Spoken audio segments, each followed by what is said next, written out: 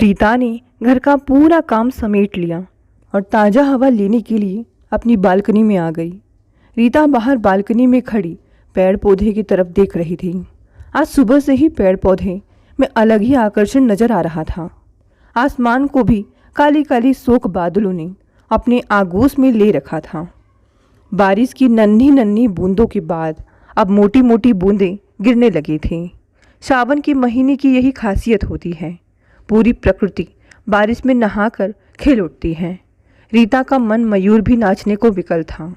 इस सुहाने मौसम में वह भी पति की बाहों में सिमट जाना चाहती थी, मगर क्या करती। उसका पति निखिल तो अपने कमरे में लैपटॉप से चिपका बैठा था। रीता 2 बार उसके पास जाकर उसे उठाने की कोशिश कर चुकी थी। एक बार फिर वह निखिल के कमरे में दाखिल होती हुई बोली, प्लीज़ चलो ना, बाहर बारिश बंद हो जाएगी और तुम काम करते ही रह जाओगे। बोला ना रीता, मुझे ज़रूरी काम है। तुम चाहती क्या हो? बाहर जाकर क्या करूँगा मैं? तुम भूल क्यों जाती हो कि हम अब प्रौढ़ हो चुके हैं? तुम्हारी नव युवतियों वाली हरकतें अच्छी नहीं लगती, रीता ने तुनकते हुए कहा। मैं कौन सा तुमसे रेन डांस करने को कह रही हूँ? बस बाहर बरामदे में बैठकर सुहाने मौसम का आनंद लेने के लिए ही तो कह रही हूँ। गर्मा गर्म चाय और पकौड़े खाते हुए जीवन के खट्टे मीठे पल ही तो याद करने को कह रही हूँ।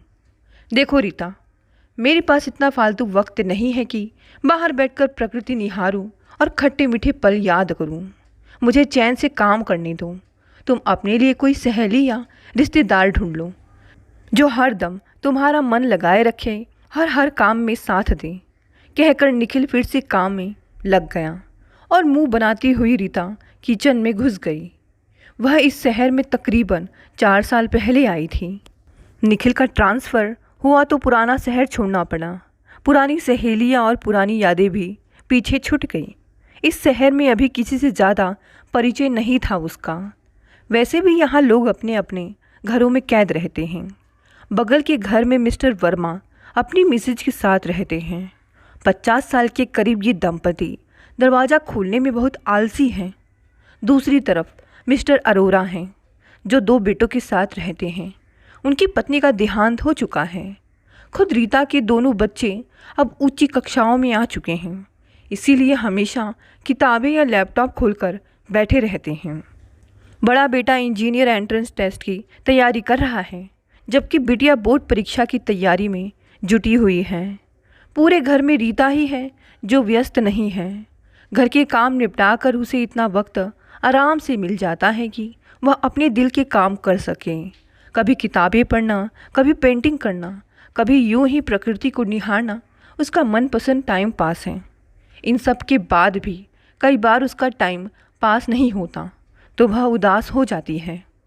इस शहर में उसका कोई रिश्तेदार भी नहीं। वैसे भी वह घर की इकलौती बिटिया थी। पिता की मौत के बाद माँ ने ही उसे संभाला था। अभी भी रीता दिल से माँ के बहुत करीब है। माँ खुद बहुत व्यस्त रहती हैं। वैसे भी वह दूसरे शहर में सरकारी नौकरी में है।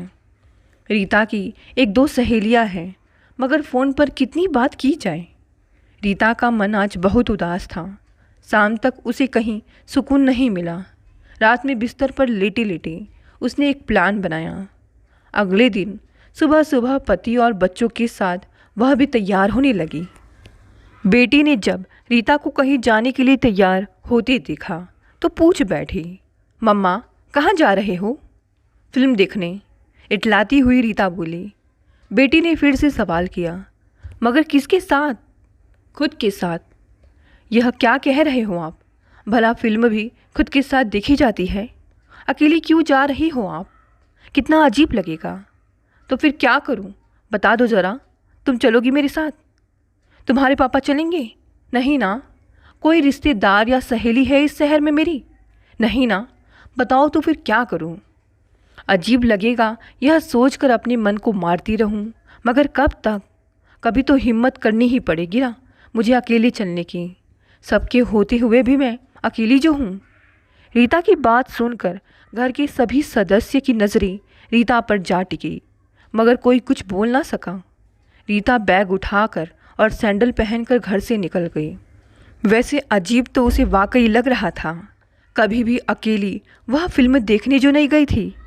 बाहर आकर उसने बैटरी रिक्शा लिया और सबसे नज़दीक सिनेमा हॉल पहुंच गई, जो एक छोटे मॉल में था। वैसे यहाँ अधिक भीड़ नहीं रहा करती थी, मगर फिल्म अच्छी होने की वजह से कई जोड़े युवक युवतियाँ काउंटर के बाहर मंडराते हुए नजर आए। जैसे ही काउंटर खुला, लंबी लाइन लग गई। 15 मिनट लाइन में लगकर आखिरकार उसने भी टिकट हासिल कर ली। सिक्योरिटी चेक के बाद अंदर दाखिल हुई तो देखा कि बहुत से लड़के लड़कियां बैठकर शो शुरू होने का इंतज़ार कर रहे हैं। सब आपस में बातें कर रहे थे। उसे कुछ अजीब सा लग रहा था, मगर वह अपना आत्मविश्वास खोना नहीं चाहती थी। मोबाइल पर सहेली को फ़ोन लगाकर बातें करने लगी। कुछ ही देर में शो शुरू होने का समय हो गया। टिकट चेकिंग के बाद एक एक कर सबको अंदर भेजा जाने लगा। वह भी अंदर जाकर अपनी सीट पर बैठ गई। बगल की सीट पर एक लड़की को देख उसे तसल्ली हुई। वह भी अकेले ही बैठी हुई थी। रीता ने उससे हल्की फुल्की बातचीत आरंभ की। तब तक उस लड़की का बॉयफ्रेंड आ गया और दोनों आपस में मशगूल हो गए। रीता चैन से फिल्म देखने लगी। इंटरवल के समय जब लड़का पॉपकॉर्न वगैरह लेने जाने लगा तो रीता ने उसके द्वारा अपने लिए भी स्नैक्स मंगा लिए। इंटरवल में रीता ने उस लड़की से काफ़ी बातें की। वह लड़की काफ़ी चुलबुली और प्यारी सी थी। लड़का भी अच्छा लग रहा था। फिल्म ख़त्म होने पर तीनों साथ साथ बाहर निकले। रीता को यह जानकर आश्चर्य हुआ कि दोनों उसी के महल्ले के थे। रीता ने उन दोनों को घर चलने का निमंत्रण दिया। दोनों तैयार हो गए। रीता दोनों के साथ घर पहुंची। उस वक्त निखिल ऑफिस में और बच्चे स्कूल में थे। रीता ने फटाफट चाय और पकौड़े बनाए और दोनों को मन से खिलाया। लड़की का नाम पायल और लड़के का नाम शिवम था। 1 घंटे बातचीत करने के बाद दोनों चले गए। रीता का मन आज बहुत खुश था। उसका पूरा दिन बहुत खूबसूरत जो गुजरा था। अब तो वह अक्सर शिवम और पायल को घर पर बुलाने लगी। कभी शिवम व्यस्त होता तो पायल अकेली आ जाती। दोनों मिलकर शॉपिंग करने जाते तो कभी कहीं घूमने निकल जाते। रीता को शिवम और पायल के रूप में मनचाहे साथी या कहिए कि रिश्तेदार मिल गए थे। वही शिवम और पायल के लिए रीता दोस्त, बहन, माँ, गाइड और दोस्त जैसे किरदार निभा रही थी। वे रीता से दोस्त की तरह अपनी बात शेयर करते। रीता कभी बहन की तरह प्यार लुटाती तो कभी माँ की तरह उनकी फिक्र करती, कभी दादी की तरह आज्ञा देती तो कभी गाइड की तरह सही रास्ता दिखाती। उन दोनों को कोई भी समस्या आती तो वह बेखटके रीता के पास पहुंच जाती। रीता उनके लिए हमेशा तैयार रहती।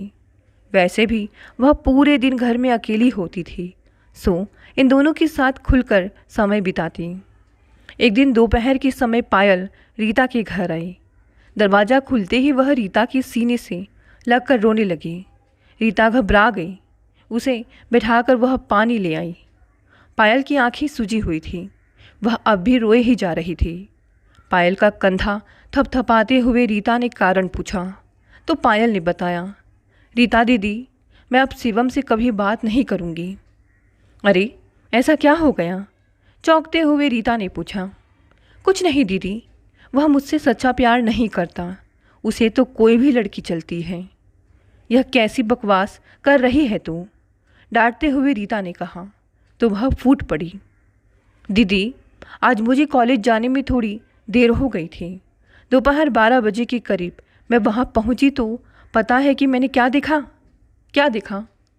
मैंने देखा कि शिवम एक नई लड़की के साथ कैंटीन में बैठा कॉफ़ी पी रहा है। यह दृश्य देखते ही मैं अपसेट हो गई और बाहर लॉन में आकर एक बेंच पर बैठ गई। जानती है फिर क्या हुआ? क्या हुआ? फिर शिवम उस लड़की का बैग उठाए लॉन में आया और दोनों ही एक बेंच पर बैठकर बातें करने लगे। शिवम ने तो मुझे देखा तक नहीं था। उसका ध्यान तो पूरी तरह उस लड़की पर था। जाने कितनी देर दोनों एक दूसरे की आंखों में देखते हुए बातें कर रहे थे। मेरा दिल जल उठा और मैं वहाँ से उठकर चली गई। क्लास में जाने का भी दिल नहीं हुआ। पायल की आंखें फिर से भर आई थी। रीता हंसते हुए बोली, बस इतनी सी बात है। दीदी, यह इतनी सी बात नहीं है। आज शिवम ने दिखा दिया कि वह जरा भी लॉयल नहीं है। पागल है तू, ऐसा कुछ नहीं है। रीता ने पायल को समझाना चाहा कि तब तक रीता की बेटी अदिति घर में दाखिल हुई। अरे क्या हुआ बेटी, आप जल्दी आ गए? हाँ मम्मी, तबीयत ठीक नहीं थी, फीवर है। ओह, रुक मैं आती हूँ। तब तक पायल उठ खड़ी हुई। दीदी, आप अदिति को संभालो, मैं भी चलती हूँ, फिर आऊँगी। ठीक है पायल, पर इस बात को सीरियसली मत लेना। हो सकता है कि वह लड़की शिवम की जान पहचान की हो। जी दीदी, मैं भी चलती हूँ, कहकर पायल चली गई और रीता अदिति की देखभाल में लग गई। अगले 3-4 दिन तक रीता अदिति की देखभाल में लगी रही क्योंकि उसे तेज बुखार था। चौथे दिन जब वह थोड़ी ठीक हुई तो उसने पायल का ख्याल आया। उसने पायल को फ़ोन किया तो उसने उठाया नहीं। घबराकर रीता ने शिवम को फ़ोन लगाया और शिवम से पायल के बारे में पूछा। शिवम ने उदास स्वर में कहा, हमारा ब्रेकअप हो गया है दीदी, 3 दिन हो गए। मेरी पायल से कोई बात नहीं हुई है। पर ऐसा क्यों? दीदी, पायल बहुत सकी है, वह अजीब तरह से रिएक्ट करती है। मैं अब उससे कभी बात नहीं करूँगा। पागल हो गया है क्या? ऐसा नहीं करते। कल तुम मेरे पास आओ, मुझे मिलना है तुमसे। ठीक है दीदी, कल मैं दोपहर 3 बजे आता हूँ। अगले दिन रीता ने पायल को फिर से फ़ोन लगाया। उसने उदास लहजे में हेलो कहा तो रीता ने उसे दोपहर 3 बजे घर आने को कहा। फिर दोपहर 3 बजे के करीब शिवम और पायल दोनों ही रीता के घर पहुँचे। एक दूसरे को देखते ही उन्होंने मुंह बनाया और खामोशी से बैठ गए। रीता ने कमान संभाली और पायल से पूछा, पायल, तुम्हारी क्या शिकायत है? पायल ने ठंडा सा जवाब दिया, यह दूसरी लड़कियों के साथ घूमता है। शिवम ने घूर कर पायल को देखा और नज़रें फेर ली। रीता ने अब शिवम से पूछा, तुम्हें क्या कहना है इस बारे में शिवम? दीदी, इसने मुझसे इतनी रूखे तरीके से बात की जो मैं आपको बता भी नहीं सकता। 2 दिन तो मैम साहब मुझसे मिली नहीं और ना ही फ़ोन उठाया।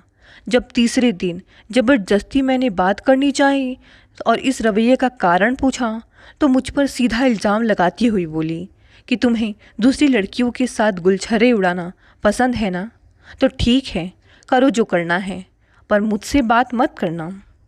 अब आप ही बताइए दीदी कि मुझे कैसा लगेगा? शिवम फूट पड़ा था। रीता ने उसे शांत करते हुए पूछा, शिवम, वह लड़की कौन थी? दीदी, वह मेरे शहर की थी, उसके सब्जेक्ट भी मेरे वाले ही हैं। वह हमारी बिंदु मैडम की भतीजी थी।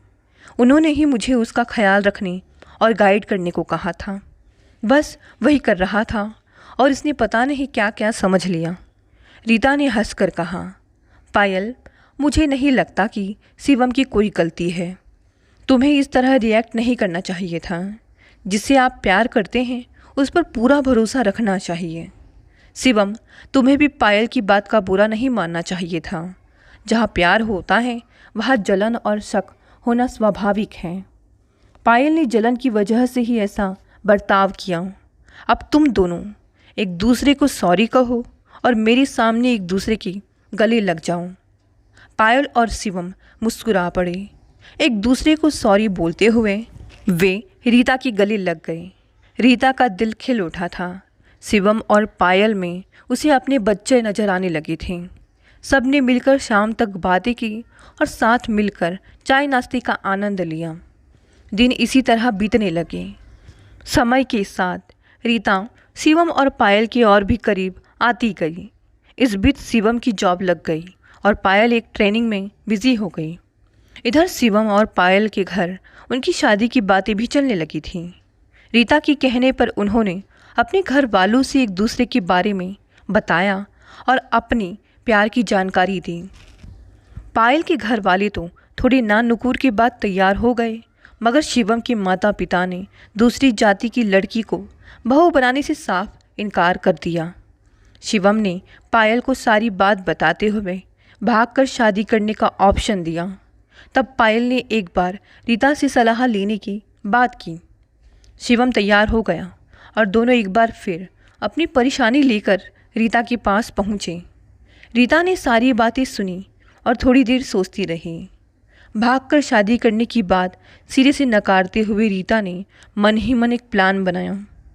रीता ने शिवम से अपनी माँ का नंबर देने को कहा और उसके रिश्तेदारों के बारे में भी जानकारी ली।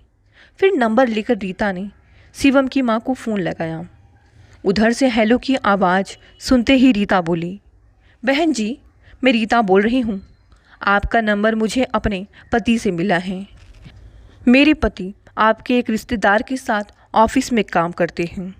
असल में बहन जी, हम भी आपकी ही बिरादरी के हैं। आपके रिश्तेदार ने बताया कि आपका बेटा शादी लायक है, बहुत जहीन और प्यारा बच्चा है, तो बस मुझे लगा कि मैं अपनी बिटिया की शादी की बात चलाऊं। हम भी राजपूत हैं और हमारी बिटिया बहुत संस्कारशील और खूबसूरत बच्ची है, आपको ज़रूर पसंद आएगी। हाँ जी, आप मिल लीजिए हमसे। मैं तो कहती हूँ बहन जी, आप ही आ जाओ हमारे घर। बिटिया को तबीयत से देख लेना आप। मैं एड्रेस भेजती हूँ।